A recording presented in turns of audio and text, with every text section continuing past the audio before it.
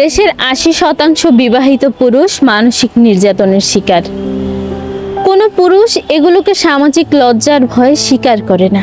দেশে নারী নির্যাতনের আইন আছে, কিন্তু পুরুষ নির্যাতনের আইন নেই। তবে কখনো কি ভেবে দেখেছেন পুরুষ কেন নির্যাতিত হচ্ছে? তারা কেন কিছু বলছে না? তারা আসলে মূলত নির্যাতিত হচ্ছে সত্যি, কিন্তু তারা কিছু বলছে না, কারণ তারা লজ্জাবোধ থেকে কিছু বলতে পারছে না। আমাদের নারীদের জন্যই তারা এই নির্যাতনের শিকার। কেন আজ তারা নির্যাতিত হবে? এর তো কোনো কারণ নেই নির্যাতিত হওয়ার একটাই কারণ, আমাদের নারীদের চাহিদা অনেক বেশি। তাদের এটা চাই, ওটা চাই, এটা না হলে হবে না, ওটা না হলে হবে না। কেন আমরা নারীরা কি একটু মানিয়ে নিতে পারি না?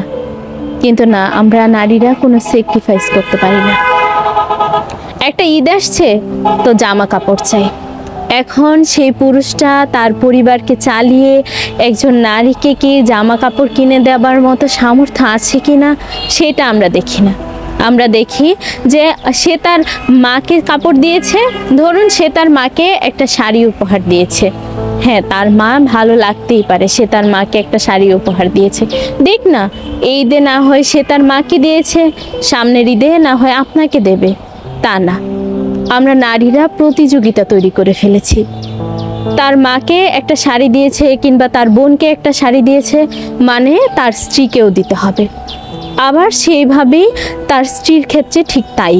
আবার স্ত্রীর জন্য আপনি কিছু আনেন, সেক্ষেত্রে দেখবেন আপনার মা বোন, যদি বোন বাড়িতে থাকে বা নাই থাকে, তারা দেখবেন তেলে বেগুনে জ্বলে উঠবে। তার জন্য কেন আনেনি, তার স্ত্রীর জন্য কেন নিয়ে এসেছে? কারণ তার স্ত্রীর আঁচলের নিচে এখন চলে গেছে, সে মায়ের কথা শুনে না, বোনের কথা শুনে না। কেন ভাই? আমি তো এইটাই বুঝি না, একজন পুরুষের পিছনে কেন আপনারা লেগে আছেন? দেখবেন একটা বউয়ের সাথে শ্বশুরের ঝগড়া হবে না, সচরাচর ঝগড়া হবে আপনার দেখবেন শাশুড়ি বৌমার সাথে। কেন ভাই? একটা ঈদ আসছে, কাপড় লাগবে, মহিলা মানুষের জামা লাগবে, এটা চাই ওইটা চাই। কেন? এটা ওইটা না হলে কি ঈদ হয় না? একজন পুরুষের দেখবেন বাজেট থাকে না তেমন, তারা ঈদের মধ্যে কিছু কেনেই না, কেনার আসলে সুযোগই হয়ে ওঠে না তাদের। সুযোগ হবে কি করে? মাকে বোনকে একে ওকে দিতে দিতে তাদের আসলে বাজেটই থাকে না কোনো। কিন্তু আমরা নারীরা একটু স্যাক্রিফাইস করতে পারি না। আচ্ছা, আপনার হাজবেন্ড আপনার জন্য কিছু একটা কিনে এনেছে ঈদের মধ্যে, ধরুন বা যে কোনো একটা সময় কোনো একটা জায়গায় যাবেন, আপনার জন্য একটা কিছু কিনে এনেছে। আপনিও তো পারেন, আপনিও তো বাড়িতেই থাকেন বা বাসায়ই থাকেন, আপনিও কি পারেন না আপনার হাজবেন্ডকে ছোট একটা কিছু দেওয়ার জন্য?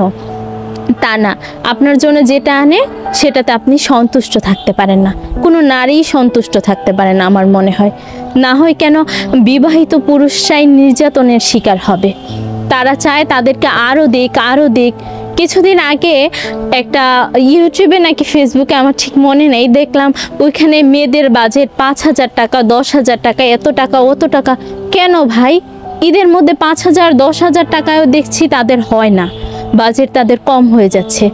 আসলে তাদের হাজবেন্ডের বাজেট গিয়ে দেখুন, তাদের কোনো বাজেটই নেই, বরঞ্চ তাদেরকে যেই টাকাটা দেয়া হয়েছে এতে তারা খুশি হতে পারেনি। তাহলে নির্যাতনের শিকার কেন হবে না তারা? তাদেরকে সব সময় একটা প্রেশারের মধ্যে রাখা হয়। তাদেরকে বরং প্রেশারের মধ্যে না রেখে একটু সহানুভূতি দেখান না, একটু পাশে দাঁড়ান না, যে না চলো না, যে টাকাটা দেয়া হয়েছে এই টাকাতে চলো না, আমরা দুজনেই যা পারি কিছু একটা কিনে নেই, তাহলে আপনার হাজবেন্ডও তো খুশি হবে। কিন্তু তা না, আপনার ওই বাজেটে আপনার হয় না, আপনার হাজবেন্ডের জন্য কি ভাববেন? সেই জন্যই পুরুষরা এখন নির্যাতনের শিকার, বিবাহিত পুরুষরাই নির্যাতনের শিকার। তাদের মানসিক অবস্থা ভালো নেই। আল্লাহ না করুক আজকে আপনার স্বামী বা কোনো একটা পুরুষের কিছু হয়ে যাক, আপনি কার উপর জুলুম দেখাবেন?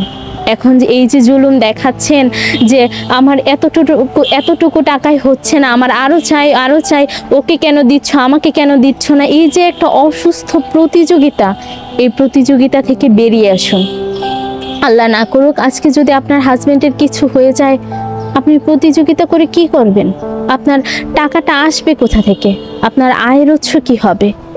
আপনি আপনার সন্তানদের নিয়ে কিভাবে চলবেন? আমি এসব কথা শুধু স্ত্রীদের নয়, মা জাতি, বোন জাতি সবাইকেই বলছি। তেমনিভাবে আপনার ছেলের যদি আজ কিছু হয়ে যায়, তাহলে আপনি আপনার ছেলের জন্য তো সারা জীবন কাঁদবেন।